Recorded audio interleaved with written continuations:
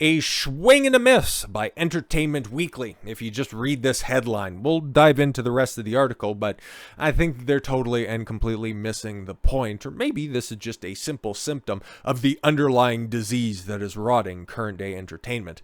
Gen Z wants less sex, more platonic relationships in TV and movies, new study shows. The report found that 44.3% of the 1,500 adolescents surveyed think romance in media is overused. Okay, with that little tagline, it does a lot of the heavy lifting when it comes to the analysis, or rather, my opinion when it comes to this stuff. Because I've been very transparent with how much media I've consumed over the past decade and a half at this point in time. The last movie that I seen in theaters, Dark Knight Rises. The last TV show that I watched with any regularity was probably season 3 or 4. I think season 3 of Chuck. Okay, date that whatever you will. The last new movie that I seen when it had a home release was Iron Man 3. The last video game that I played and on release date in a long string of video game consumption was Mass Effect Andromeda. I've been completely and totally out of the scene, probably for the reasons that Gen Z is like, can we just stop with all of these gay, pathetic relationships? Because that's all we're seeing in media, man. We're seeing the overly masculine women. We're seeing the feminized beta cuck dudes. And that's already on top of seeing just an overrepresentation of homosexual relationships. Yeah, Gen Z's probably done with all of that shit because guess what? Most people, regular people, when they're taken out of the indoctrination camps that we find in the public school system right now, are just regular ass people that want to live heterosexual lives. That's 95% of people. There's a small portion of fucking weirdos that just want to go out there and live their lives, and fantastic. If you got any kinks, if you want to dress up in a full body furry costume in order to get your rocks off, fucking do it. Over there, though, that is a fringe minority of people that if you want to tell a story about them, fantastic. It's never going to be representative of mainstream. So by having every other relationship at least interracial, if not with a complete masculinity, femininity, power shift, who the fuck are you bringing in to watch any of your shitty product? Okay, my parents watch regular cable television, and when I go see them and the show's on, okay, I'll just peek in a little while, I'll watch a little bit of it, and I'm always left disgusted. They like to watch all of the normie stuff that's out there. Okay, I won't hold that against them. I love my parents, but at the same time, they got dog shit taste when it comes to media. And yeah, every single time, who's leading the charge? Some strong, empowered woman of color. Fantastic, really super fucking original idea that you have right there. Who's the character that's always expressing his emotions, always on the brink of tears? Oh, it's the white guy. Oh, what's happening with that couple over there? Oh, they can't decide after their breakup. Okay, who's going to get the small dog, whether it's going to be Robert or John? Ooh, fantastic storytelling. It's like, what's the guts of this? Oh, it's all supposed to be about firefighters.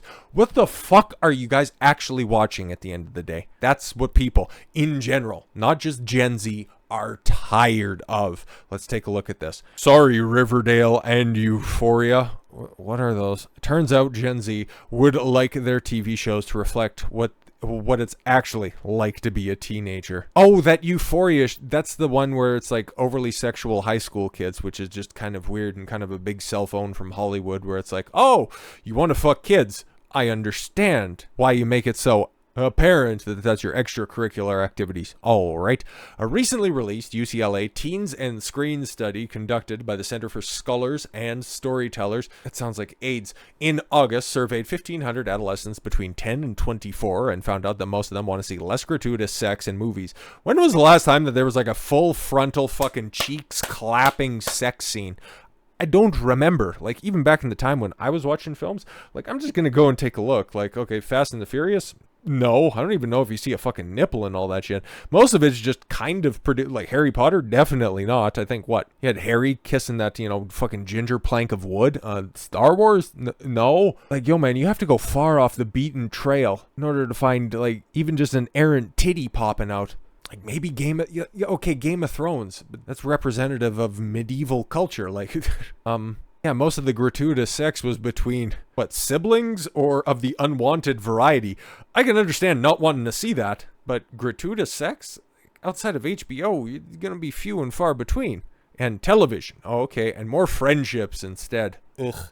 Fucking why? Everybody's basically, asexual, gray jumpsuits, just basically shaped like a Ken doll from the waist down. Yeah, participation between the ages of 10 and 12 were not asked the questions about sex and romance.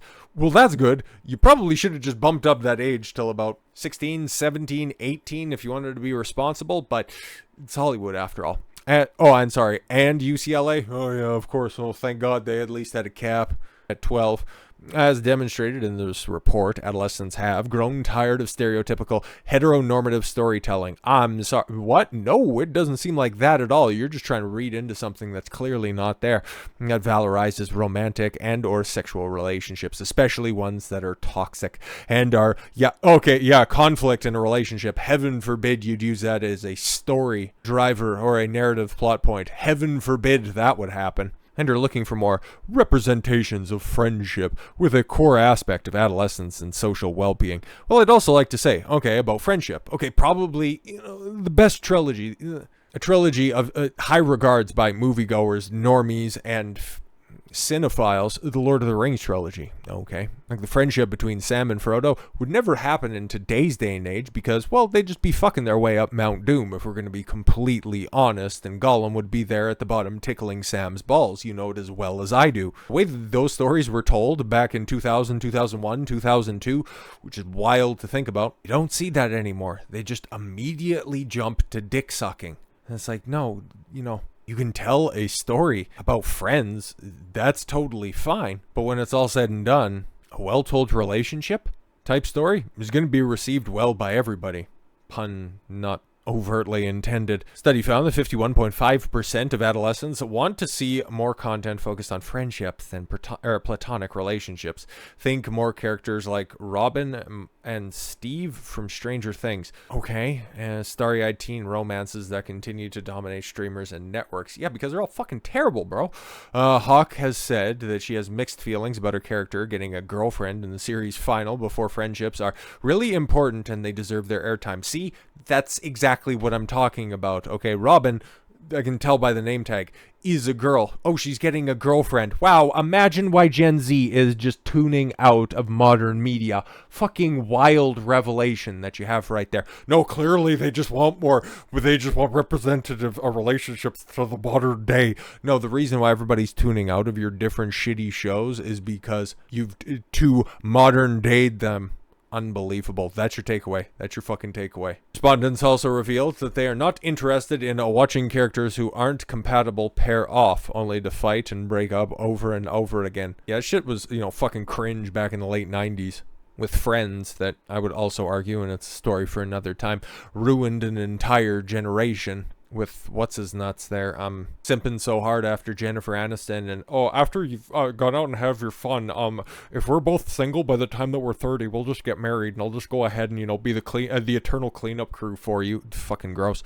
Stereotype of how romantic relationships are included and often feel unnatural, forced, or toxic was ranked 4 out of the top 10 most disliked stereotypes. There you fucking go. They're telling you what you want, and what are your takeaways? Hollywood always learns the wrong lessons, I'm telling you. Noting that other annoying tropes included relationships being unnecessary to happy male and female leads, always having to end up together romantically, love triangles, and more. Yeah, love triangles, the way that they're told now, are fucking annoying, and they normally mostly are, because whenever there's that third wheel that's out there, even in real life, that dude just needs to take the hint. In general, 44.3% of those surveyed felt that romance in media is overused. What type? What type? Say it. Fucking say it.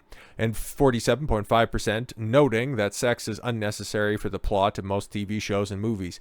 Yeah, but it's fun to see a nice pair of titties every once in a while, or a nice shapely ass, for fuck's sakes, instead of just fucking dongs flopping around everywhere. Shit's weird.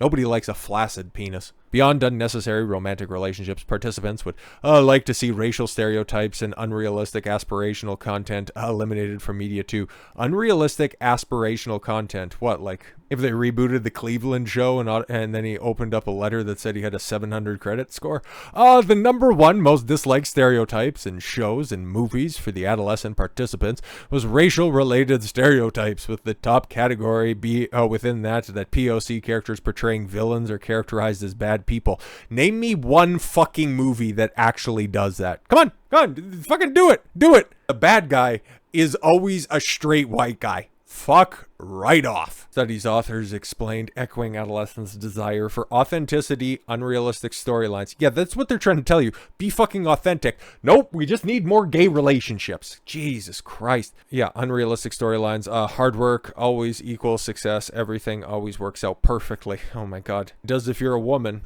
Was the second most disliked stereotype by the adolescent respondents. Here we go. And what might put a damper on Marvel's plans? 56% of adolescents said that they preferred original content over franchises, adaptations, and remakes. Well, sucks to sucks, because the next trend that's going to be from Hollywood is going to be strictly adaptations of manga. Oh, to the success of One Piece and every other manga adaptation that's in the pipeline right now. And video game adaptations. You see the success of Super Mario Brothers, Last of Us television show. Oh, that's all that's going to be coming. But again, who's tuning out? Gen Z is tuning out of traditional entertainment media quicker than every other demographic.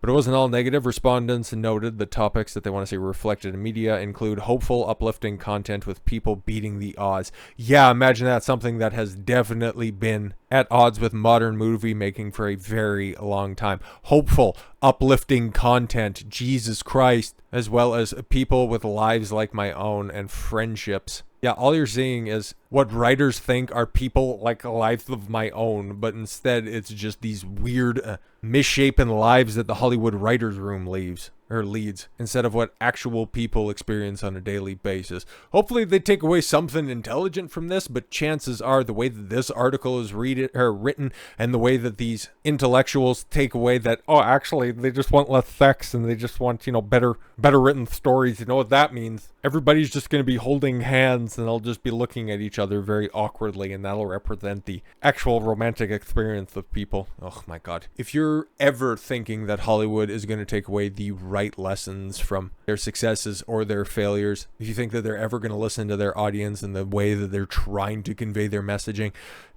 check that hope at the door and then realize that Hollywood is broken, is not going to get fixed anytime soon. And if you're looking for entertainment, even a little bit of escapism, you've got to seek other means. So with all that said, thank you all very much for the gift of your time. I've been Don Consuelo. I want you to follow your gut and get after it. Take care, everyone.